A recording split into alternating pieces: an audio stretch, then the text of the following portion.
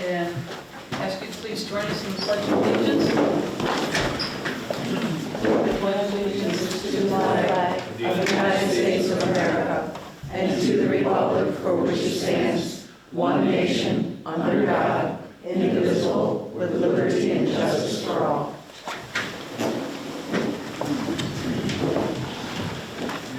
Thank you. Lynn, would you call the roll, please? Mrs. Sullivan? Here. Mr. Halchanski? Here. Mrs. Vanderwater? Here. Ms. Lesniak? Here. Mr. Tupper? Here. Mr. Dudzinski? Ms. Saban? Here. Okay. First, can I get a motion to approve the regular board minutes for the October 5th meeting? I'll make a motion. Second. Any comments, questions? No. All those in favor? Aye. Opposed? Motion carried. Okay. Citizens' comments, if you're wishing to speak, you need to come up and sign in with the town clerk. Lynn, who's first up on the agenda? Or, Andy Bose? Andy? Andy? Okay.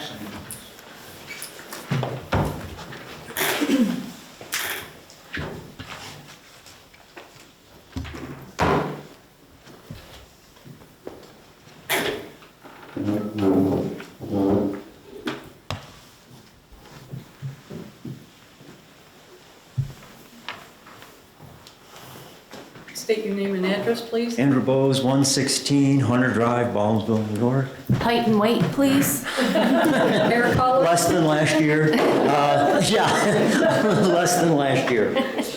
Pretty simple stuff. Tappan and Crego. I've been doing a lot of biking this year, commuting from downtown to home. Like downtown Village or downtown Syracuse? City. Oh my gosh. It's been great, actually. Wow. And one thing I've seen a lot of is striping on the roads. And Tappan and Crego, which is getting a lot of walkers, has been over the last few years, doesn't have much striping.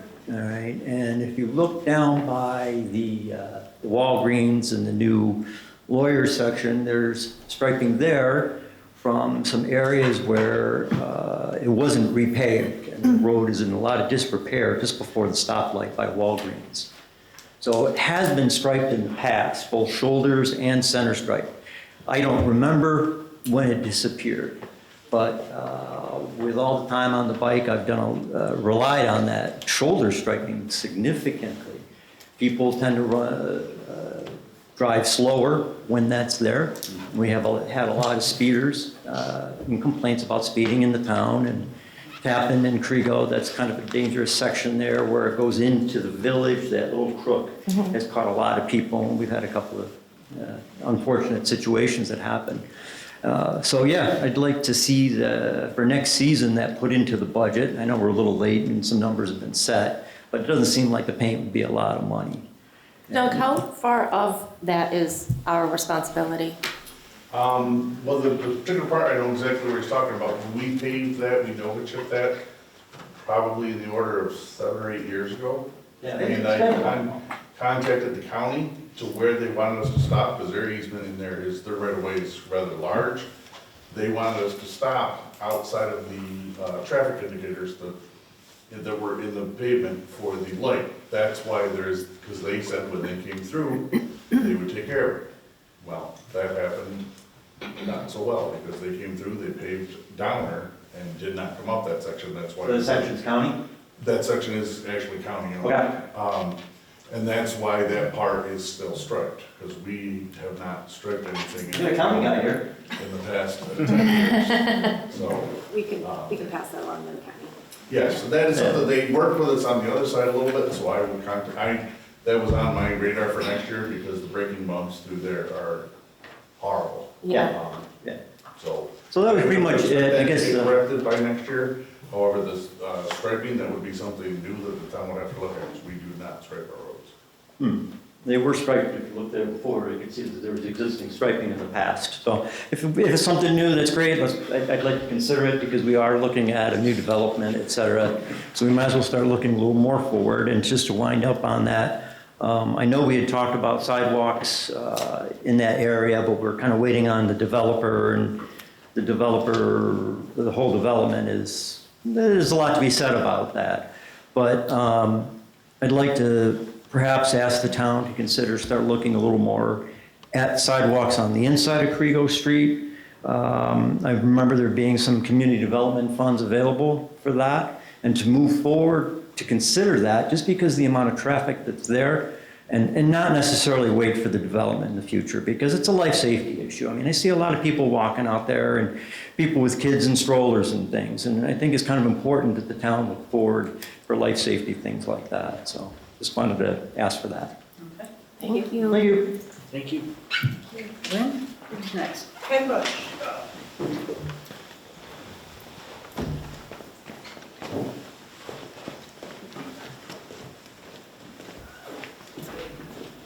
Ken Bush, Jordan, County Legislator. Thank you for giving me a little bit of your time. I know it's a meeting and I won't hold you up too long, but there are some things I just want to touch on. The county legislature just passed a $1.4 billion budget. That's with a B. I know when you look at the paper, you're seeing a lot of B's, a lot of T's now in dollars, and it's pretty hard to understand. But in that budget, there's some items that I really want to bring to your attention, because I think that they speak to your constituents. And start with, we put aside $5.5 million to expand mental health services in all the schools in Onondaga County. So it's a great outreach where I hope that we'll see some benefit for our young people, and that's a relatively new effort.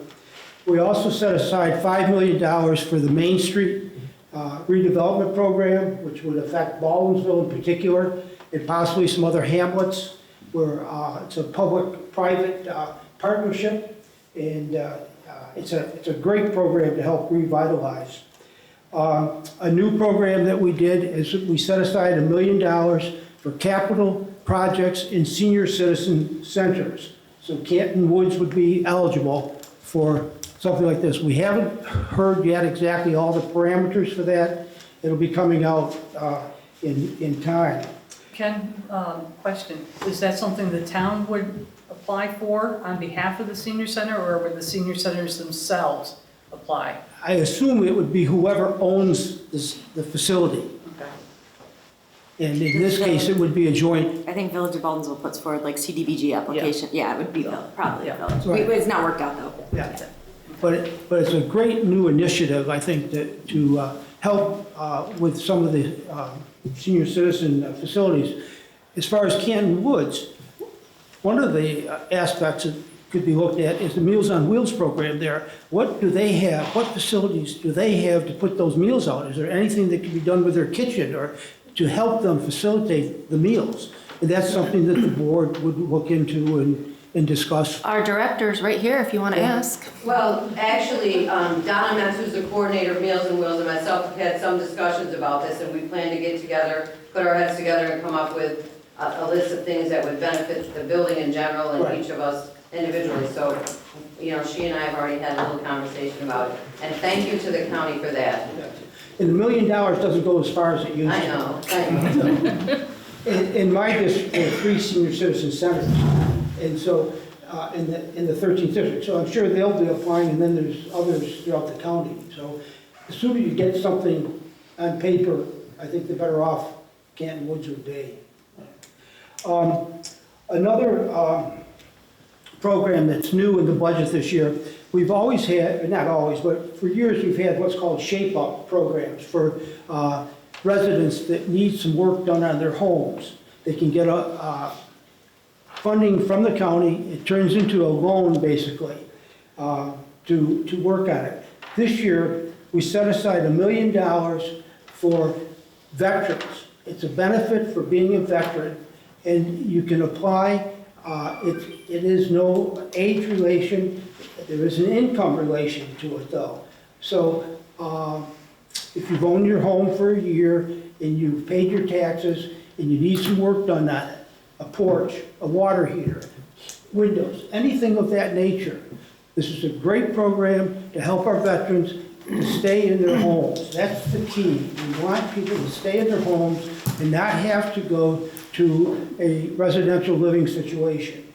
And so this is, again, $1 million does not go very far, and I'm sure that money will be used up in no time. So if you know any veterans, go to the county website, and I have a form here under community development. It outlines the program. And it's good you start and get that information and get it going. And then another program that is near and dear to a lot of our hearts, it's called water chestnuts. So the county spent close to $140,000, $145,000 this year. It was originally $100,000. Because of an emergency situation, we were able to get another $40,000. So for this next year, the county has set aside somewhere around $150,000, I think, Darcy, is what you said, for water chestnuts. It's an invasive plant. It's very detrimental to the Baldwinsville area, particularly the Seneca River area. And just so that you know, I know numbers don't mean as much now, but just under 5 million pounds of water chestnut plants were removed by the county this year. 5 million. Okay. We had 3 harvesters working this year. We had 2 private ones, and then we were able to hire Cuba County's harvester towards the end of the season. And they came in and did a lot of work. But it was an extremely challenging year. It seemed like the water chestnuts just blew up all over the place. And it's going to be a long haul to get that under control. One of the problems we have is with the harvesters is that they need a transport which follows the harvester along the route, collects the water chestnut plants, then takes that back, unloads them so that the harvester can continue and fill up their holding area. We don't have enough places for them to unload the water chestnuts. In Baldwinsville, we have the old Cooper's place. That's small. That is not a very large ramp. Okay. So that is an issue that we're going to be facing, is that we have to have a place that we can get these water chestnuts off the harvester onto a transporter, and from the transporter into a 10-wheel truck to cargo someplace. Baldwinsville, we were fortunate. The Emmy Farm took hundreds of pounds of these plants, put them on their fields, and ground them into fertilizer. Over at Elbridge, the Horgan Farms did the same thing. If we had to transport those to some place and pay to unload them, it would be astronomical cost too. So we're very grateful to those 2 farmers. And the nutrients, I have a complete thing about, you'd be surprised how good it is for the soil to have those plants. Ken, do you know how they're gonna split the, split the 150,000 between the 3 municipalities? Because it seemed like they did more harvesting on the Lysander side than they did on Van Buren's side this summer. Well, that's a good question, because here's the issue, is that we did the hand pulling. We had a team of college students that went out during the summer and pulled the plant. That is the most effective way to do it. It's just like a weed in your yard. You pull the damn thing out, roots and all, you're better off. Okay. Harvesting them takes the top off, carts it away so that they don't die and settle down to the bottom of the river or the lake, which, you know, you don't want. The chemical treatment that has been done in the past has been, you know, some works, some doesn't. The state discontinued funding that for Onondaga County. Speaking of that, Travis Glazier, who headed up the program for the county, has left county employment. So I'm not sure who the point person is yet. Have you heard, Darcy, who they've hired? I haven't heard, they haven't replaced him, but Brianna Kilkenny in his office will take up this task for now. And just for clarification, the county does the funding. Onondaga County Soil and Water is the one that does the work. That's a completely separate agency, but they're the ones that get a contract with the county, and they hire the harvesters, they hire the hand pullers, and they have administered the program, and they've done a great job, and we've really tried to ramp it up.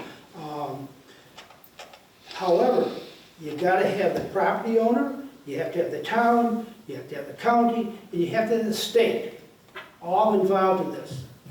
It's not just one.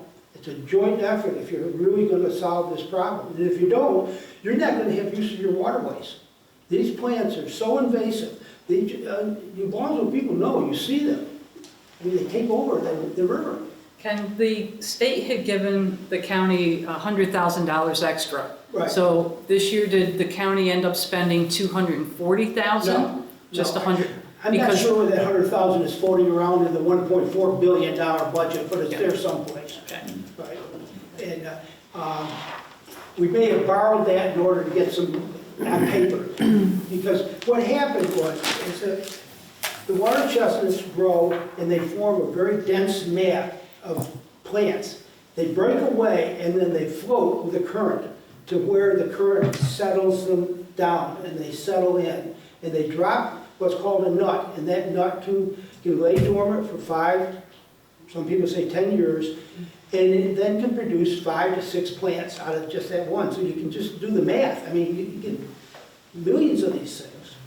And the barge canal, or I call it the Canal Corporation, basically all their mind is, as long as there's enough clear water for a boat to get through, they could care less about the rest of the river. As long as a boat can get through, the locks can work. And you know, we got to get everybody on board with this. And it's not just the people that own waterfront either. It's anybody that uses the water. It's an economic, it's an environmental issue for all of us. And so we do harvesting in areas where there's no docks, there's no homes, but they grow there because invariably the plant will mature and they'll break away and you'll see whole mats of them just float right down. So we have to go where they are. Didn't they plug the channel up at Jack's Reefs this year? Pardon? Yes, They yes. plugged the channel at Jack's Reefs. Right. That was the extra 40,000. And the state ditch got clogged, so. That's what I'm talking about. Yeah, same page. So, anyway, I just want you to appreciate that. I know the board has had people question you about it. And it's, you know, it's tough. And I just want you to know that the county is out there doing the best it can to help you folks and your residents and your constituents in this area. And so, Thank you so much. Very Nice to see you. So anyway, that idea of where you notice these plants and where we need to focus is very important. Sure, yep. So now's the time to start thinking about it. Thank you. So, yes, sir. Question, Mr. Bush. Who has control of the river? Is it the Corps of Engineers or the federal government or the state government or? Probably DEC has a lot to say in terms of permitting, you know, removing the plants, for example. You said it before that harvesting is not the best way. The best way No, is I'm to not. pull the roots out. It's one way. It's one way. You said pulling the roots out is one. What about dredging certain areas? I know I've contacted the Corps of Engineers and they said absolutely not, you can't touch anything in the river. Well, we have a television camera here, so what you do in front of your own place, I consider your own business, you know. Well, I've noticed before there've been people here that have complained about, and the amount of funds that have been spent, like you said before, is a dime in a bucket.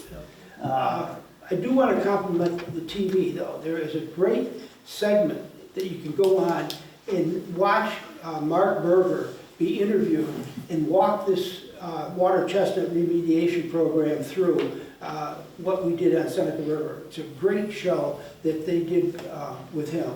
It helped give you a little background. I've lived on the river or close to the river for 50-some years, and it's only been the last decade or so, ever since the zebra mussels came in, that this problem has boomeranged. Right. The fact that the zebra mussels cleaned up the Right. water, the chestnuts seem to grow a lot more. Why can't we treat them with something? That's, If you go back to what the county has done, they've taken a global approach on it, and they were the ones that determined which method they were going to use to get rid of the chestnuts this year and going forward. They're the ones that actually look at the problem across the entire county and figure out where they're going to attack. To Wendy's point, we have made comments known that, our residents are as concerned having the water chestnuts eradicated from in front of the Van Buren homes. So they know that that is our concern. And at this point, it's unfortunately not up to us to say where it's going to happen. But again, it was DEC that took control. It's DEC waterway. They should be funding a lot more of this than just the $100,000 that they are. that was for 1 year. Yeah. Oswego County, Soil and Water, used a drone and did some chemical treatment with a drone. We're waiting to see how that worked out, how they got permits to do that, and the liability of a drone spreading chemicals out also is an issue. So it's as the plane did before. Multi-pronged approach. So, but, we're looking for that magic bullet that can come in and kill the plant. Well, it seems to me that, in talking with the people that were here before that had complaints about that lived on the river, especially this year, the thickness of the water chestnuts, that leave it up to the individuals, but don't chastise them when they go ahead and do something. Right. Well, we don't. I don't think you get in trouble for pulling them, to be perfectly honest. No. You can pull them. Well, if you pull them outside of the area that affects you.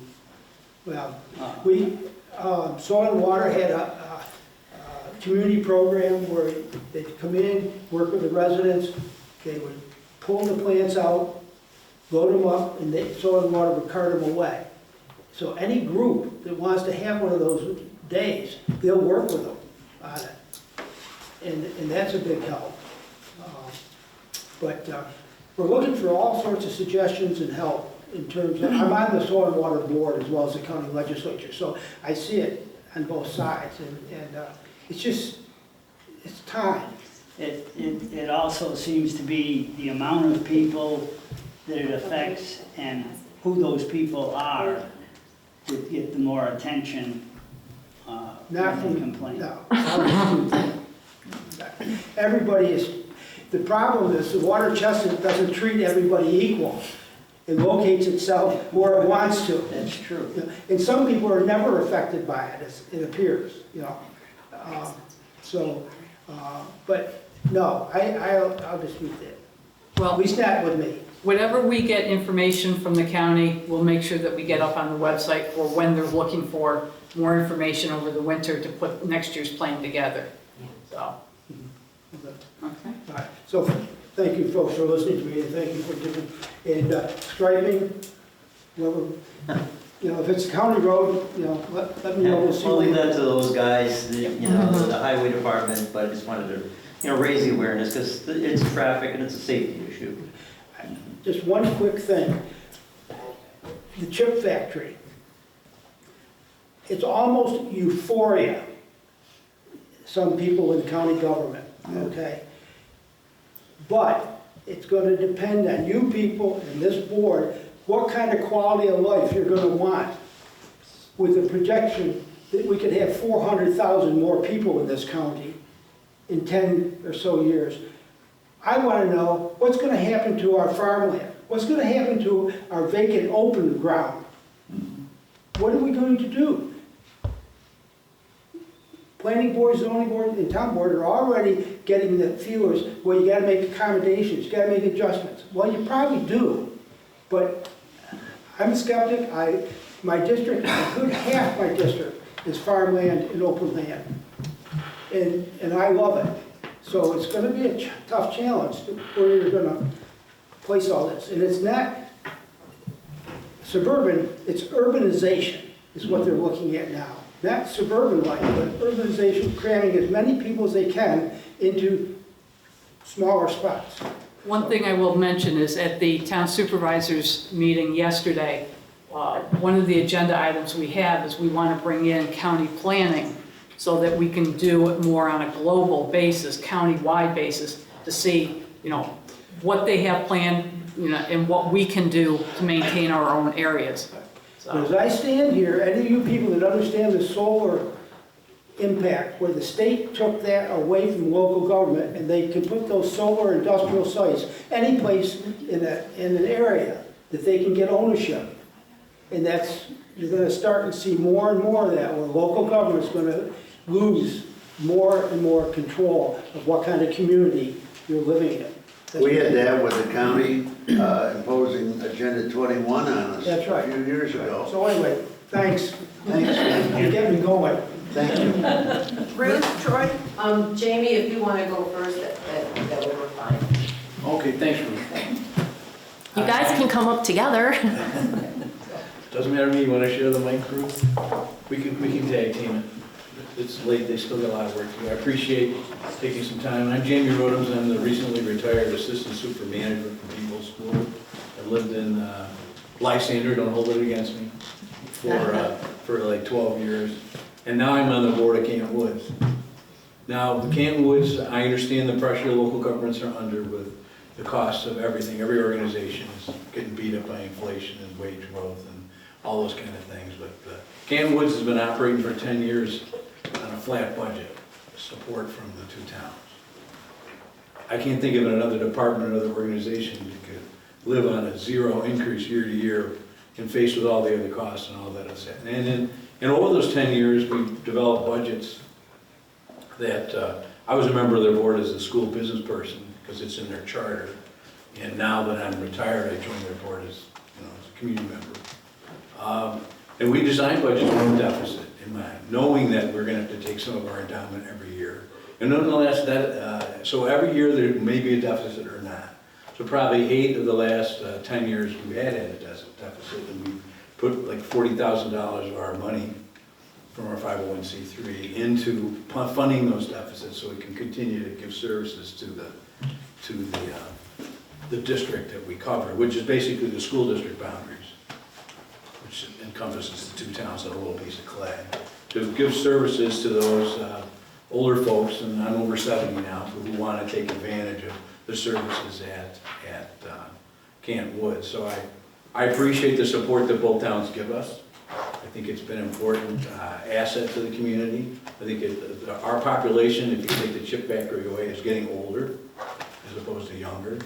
So there's more need for these kind of services in the community. And I just, I want you guys to reconsider taking any money away. Let's keep us flat and let us exist like we have. And $1,900 isn't a lot of money. I think $8 per household per taxpayer in these two towns is what the cost to run Canton Woods. Now, I understand your concerns about the statistics. I haven't looked at those statistics a couple of years myself since I retired, so we'll have to revisit that subject. And Ruth may have some more information for us. But I just wanted to, you guys had a great discussion. I understand where you're coming from. Lack of information to help you make good decisions is not a good thing. So that's kind of, you put that on us, and I understand that. And I think we'll work hard to get some more data to you.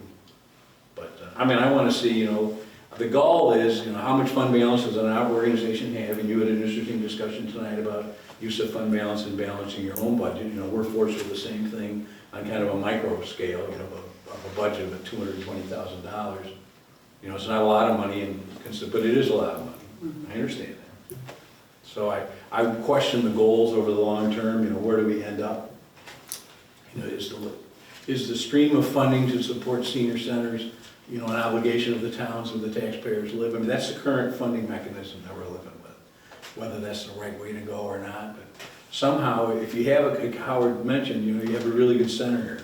If you want to keep a really good center, it's kind of quality of life. Now, the number of people that use it, how often they use it. Can we do more outreach and get more people involved? Well, those are all good questions. I don't have the answers to those right now. I know that they've been beating themselves up for years trying to make it happen, because I went to those meetings regularly as a business official and took part in the budget thing and the audits. Howard and I were in many meetings that's discussing how we can be more efficient, what else can we do to make it organizationally more adept. But it is what it is. A small staff, small building, supported by 3 local governments. Okay, it's no more complicated than that. Thank you. Jamie, I will, just one thing I want to speak to what you said. The budget hasn't been flat for 10 years. The budget has increased. Our money's been flat for 10 years. Well, yeah, that's what I'm saying. Your money, your contribution has stayed flat. Correct. That's not exactly what you said, and I just want to be clear, the budget has continually increased due to operating expenses and salary increases and everything. So. Right, and the endowment from Canton Woods has paid the difference. Correct. So that burden hasn't been put on your taxpayer. Correct, it It's been hasn't. absorbed by this organization. Correct. And we understood the rules 10 years ago when it changed, and the pressure that everybody else on, because I was managing the school district's budget at the time, and that was a huge time. 10 years ago was tough. But I understand why the decision was made, and Canton Woods has met its obligations as well to provide the services and made up the cost difference ourselves. Yep, and so the other thing I wanted to say is, you've been here since we started at 5:45. Right. We've left the money in the budget. Right. We're not adjusting it, but we're not increasing it either. Right. Well, I don't think we were even asking for more money. No, I'm just letting you know. Right. It's gonna be the same as it was. Right. And I understand the pressure under going forward that the rules may change, as long as we all, whatever the rules are, we all kind of get to a mutual understanding of what those rules should be.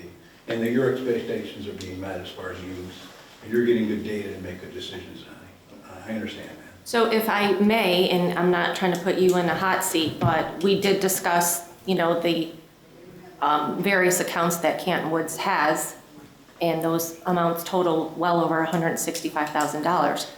You being part of the board and you coming before us and, discussing this, what do you feel those funds should be used for? And should those go toward the budget? Should those go for shortfalls? When we had the discussion 10 years ago, as rather than panic, about having our support from both towns be flat going forward, how do we live with that? And my point back then was, you have an endowment, probably 50% of that money you can't touch because of the nature of the donations that were made. Sure. There's restrictions on some of those foundation Sure. monies. But the other money is available to be used for our support. So my feeling was, well, if we build a budget for $4,000 or $5,000 or $6,000 deficit, in 10 years we're gonna spend $60,000, but if we have 80, we'll be okay. We'll worry about that in 10 years. And then what has happened, if people pass away and leave us money in their estates, or someone gives us a big donation, we can keep our endowment going and do that. It looks like well, we did it for a decade, and our endowment hasn't changed that much over 10 years. So our feeling is between, of course, you're not gonna make money in the market investing, but we don't, but people are making up the difference by being generous and giving us money, or services in kind that wash out of the cost. We can continue to do this and still provide good services and not ask the 2 towns for any more money. So that was our intention 10 years ago, and that has worked out. So we build our budget with a deficit in mind. Just like you would count on using fund balance, school district does the same thing. You build fund balance into both sides of your budget and hope that at the end of the year you break even, right? Or maybe you have a little surplus and you add to your fund balance. We haven't been in a position, it'll take 2 years, we haven't run a deficit. But that's the nature of the services we provide. We're willing to spend that money down. It depends on how long will it last. In 20 years, maybe you don't need senior centers anymore because technology changed or something happened, but at least in the near term, we feel we can still do it. I mean, I'm being honest. Right. Well, our position is that we have to answer to a whole town of residents, not just the senior age group. And because Canton Woods does have those accounts available to them to cover a deficit, it's not like they are going to have to change their operations or their programming if we were to reduce it $1,900. Well, the issue is what are both of our goals? Are you going to support a senior center or not? At the end of the day, if you want it, if you'll still be there 10 years from now, what kind of senior center will it be? I mean, that's all good discussion to have. Sure. But if you're gonna run the current set of programs and house Meals on Wheels and there's other events and other vendors that are in there to the benefit of the seniors in the community, my goal is, well, let's do it as efficiently as we can. And if we start reducing the budget, then what kind of services go away? And we've had those discussions as well. You know, what kind of services don't we want? Maybe you just cut the services that isn't being used as much. There's no easy answer to any of this. Yeah, I don't see why anything would need to be cut. It depends on the circumstances and how big, if your support of each town is gonna go down $20,000, that'd be significant. Oh, You're yeah. sending a message at $1,900, or is that just to get our attention? I think Yeah, I we mean, just need to have a 1,900 is little way better different than discussion. 20,000, no, not even close to what we were discussing. Well, you see when we get a little nervous when we start talking about money going down and what kind of services we're gonna have to cut or more endowment's gonna be used. Sure. Somewhere in there is a point where there's no endowment or there's no services. I mean, that one end of the spectrum. So I just want to have an intelligent discussion and be honest with each other. I'm not trying to be angry or Sure. anything. I'm just, my history of 10 years being involved in organizations, we try to do the right thing. Now, we can always get better. I appreciate your time. Sure, thank you. Thank you very much. Can I make this one comment relative to that? It was an idea that I had when Traybrook was first getting discussed. Is there an opportunity for the town to look at a funding stream or a development or the HOA, like a one-time fee? I mean, I know that some of these folks have to pay into parks and things like that. Can you use a funding stream like that to perhaps go to the endowment or something like that? When you get these developments and things like that, you know, it sounds almost like there might need to be a new funding stream because you're going to essentially, remarking to Ken, there's going to be a lot of people maybe coming to this town in the near future. They're going to stick around. So let them help pay now into a Canton Woods in the future as they stay here for 20, 30 years that they might want to take advantage of as a permanent resident.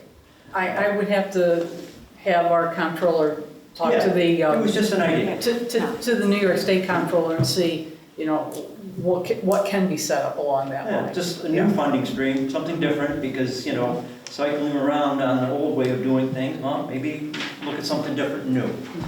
I mean, obviously, we do have the in lieu of fees for new home builds, but we That's- tap into that for stuff for the residents No, I and get for it. our town. So Yeah, that's to dedicated. identify that for the senior center probably wouldn't work. And I probably wouldn't be in favor of doing an additional revenue stream for a new build just for a senior center. No, not another municipal revenue No, stream. not at all. But that's In legally lieu not- of parks fees is, has to go to the parks. Yeah. But, you know, It was just an idea. Yeah. okay. Okay, Ruth. I just want to say, first of all, I'm Ruth Troy, I'm the director of Canton Woods. Thank you, Jamie, for helping with that discussion, I really appreciate it. I want to thank you as well for your past support. I want to just clarify what I think I'm hearing is that you have decided, at least for fiscal year 2023, that you're going to leave the funding the same. Correct. And I just want to make sure the public understands that in 2012, Mr. Bush can speak to this, the county assumed the salary for one of our people, which is our neighborhood advisor outreach worker. And at that time, you went from an $80,000 contribution down to the $66,950. And since 2013 till now, we're looking at 2023, that's the same dollar amount that the towns have contributed to the senior center.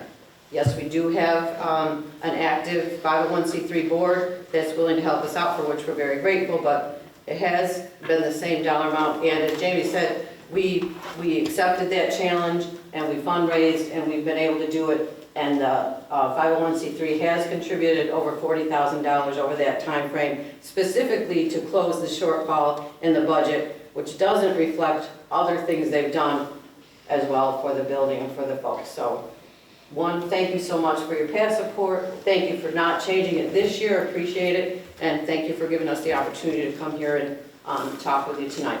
And thank you, Jamie, for your time too. Ruth, one thing that I had talked to Charlie Latrice yesterday was to get a factual understanding of how many Van Buren residents use the site, just for, so So I the think board- just even Yeah. a census, a whole census, because I would like to just see usage in general. Okay, I think Mr. Rodems was here for most of our discussion, and I think. I took some good notes. You had some great discussion. I think you understand what we're looking Exactly. for. You Okay. know right where you're coming from. So you can help me with that? Yes. Okay. Because it just, there's a couple things which I think I shared with you when I came in May, that the facility itself sees people who physically come through the door, but our service net stretches out to people who, for instance, 668 rides were provided for seniors year-to-date from Eagle Express seniors who probably don't come through the door, but whose needs are being met by us.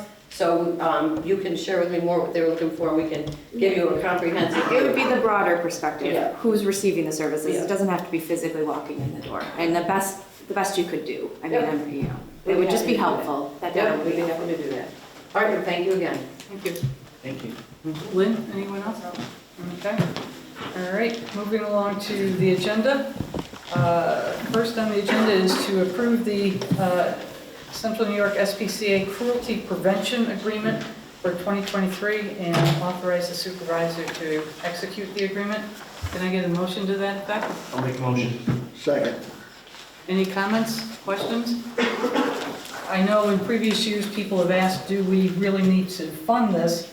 And unfortunately, so far in '22, the SPCA cruelty has dealt with 16 animal complaints in Van Buren. So the amount that we spend on this certainly is well worth the money. It would cost us far, far more if we had to pay for each cruelty complaint.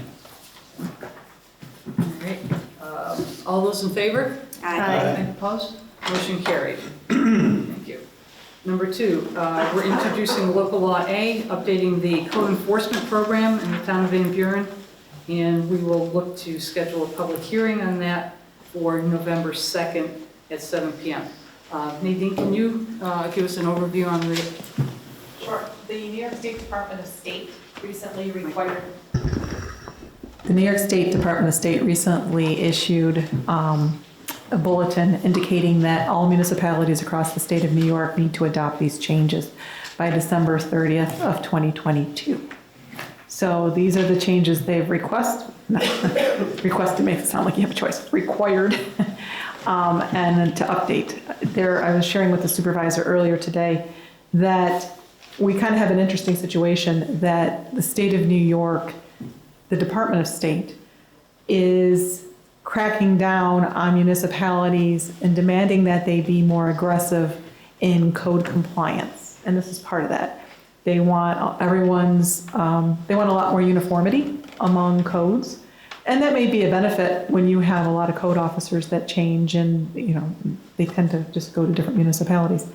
But what's interesting is that we've also had in recent years the state make it more difficult to enforce the prosecution of code enforcement. So sometimes it seems like the right hand and the left hand aren't working together, but the state is taking more and more actions against local municipalities and becoming involved in their enforcement process if they don't feel that the municipality is enforcing their code or taking strong enough positions. They are asking for a lot of documentation, a lot of records. So anyways, this is required by the state of New York. So do we need to make a resolution to move this forward? That's what you have before you? Public hearing. Yeah. Well, because it's a local law, so this is introducing it, scheduling the public hearing, and then after that, you'll have your enactment resolution that you can consider after the public hearing to actually put this into place. I make a motion. I second. I won. You want? All those in favor? Aye. Opposed? Motion carried. Thank you. All right. Number 3 is to set the public hearing for the town budget and special districts budgets for November 2nd at 7:01 p.m. I'll move it. Second. All those in favor? Aye. Opposed? Motion carried. Okay. I have 2 more items added to the agenda. The next one is to approve the snow and ice contract between Van Buren and Onondaga County for the period of time from October 22 through May of 2025. Can I get a motion for that? Moved. Second. Doug was very involved in the discussions about this agreement, and we had numerous conversations at the town level with the county, and Doug is okay with us signing this agreement, correct? Correct. Okay. Any other comments? How much is the money for that service? The final figure, You're looking at me. 80. Was it 8,000 something It's, per mile? 87? More than $8,000 per mile. 8,700, something like that, yeah. So that includes fuel and salt and that's everything? all we get for that. 83,6944 For 2024. That's per. through 2024, yes, thank We you. get to keep that even if we don't have to run the trucks, right? That is the minimum. If there is severity factors built into that, that Okay. could potentially be more. I personally hope it isn't, because I don't want a winter like that. But that does cover our costs. I Did a echo good that. job. I wouldn't want to play poker with you. You wouldn't Thank spend that you. much in Tennessee, would you? No, definitely not. All right, all those in favor? Aye. Opposed? Motion carried. Thank you.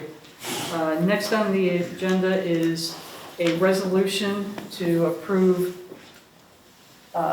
the dedication of roads in Trade Brook, contingent upon, Did you, I'm sorry to interrupt Supervisor, but did you guys want to have a brief? Do we have to go into exec session to get advice make of sure that counsel. we feel comfortable with this?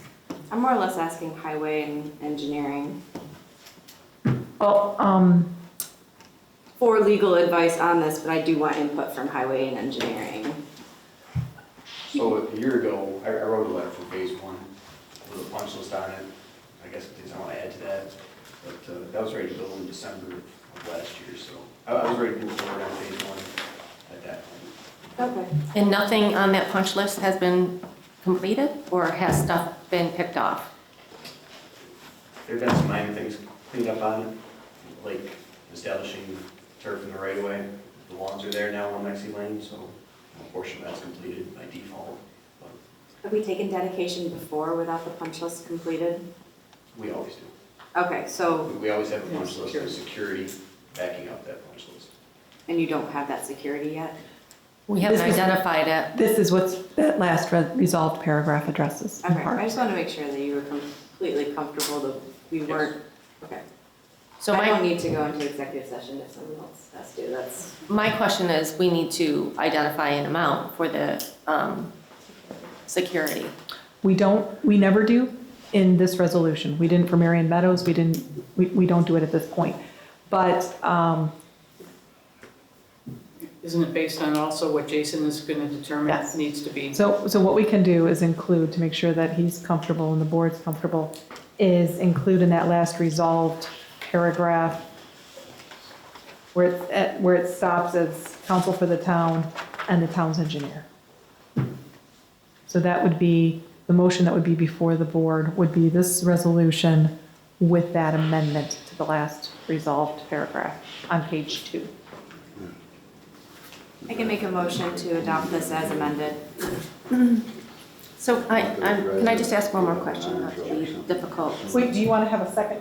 Because you don't have to vote on it. Second. But then at least we don't forget that there's a second. I'll second. Okay. So I'm just wondering, so if I read this paragraph that we're focusing on, expressly conditioned upon submission by developer to the town to security in the form of the amount, that is satisfactory to the council and our engineer, shouldn't we reference that there is a punch list? We never have, Okay. even though we always have it, the punch list. You can go back in all your resolutions, they don't. Okay, that's all I want to know. I think the concern is This particular, yes, I the want issues that to are, cross all the Ts, dot all the lowercase j's. Like, it's just like, I'm just nervous. If it's done I mean, this if you way, want- then I'm fine with it. Obviously, it's going to be Jason approving it, and he's not going to approve it until the punch list is complete. I'll update the punch list Okay. Friday when the weather's nice. And is there a time frame on the punch list? Well, there's the warranty period. Which is 1 year. Right, the securities stay in place until the developer requests release. We still have securities for Marion Meadows that they haven't asked for release for. Okay. And those punch lists have been. We've held that onto that before too, previous. Okay, I'm good. Any other comments, questions? And this is, if I'm correct, this is 1 and 1A. Yes. Part of Part of 1A. Part of 1A done, correct. Yes. Lexi Lane and part of Bloomfield. Lexi Lane, Bloomfield's. Bloomfield in Phase 1 and part of Bloomfield in 1A. And part of Bloomfield in 2, because it goes to the Hammerhead in their agreement. That's why we're not specifying the phase. That's why we're relying on the legal description and Scratch out that All right. All those in favor? Aye. Opposed? Motion carried. Thank you, and again, sorry guys that that was last minute. Yes. Dawn and. Anyone. Yes. Anyone and all above. Yep. I know, And- they're still wondering about 2, though. I know, and I'll reference that Nadine is working with their attorneys to get phase 2 accomplished as soon as possible. Right. Yep. Okay. Council committee reports. Howard?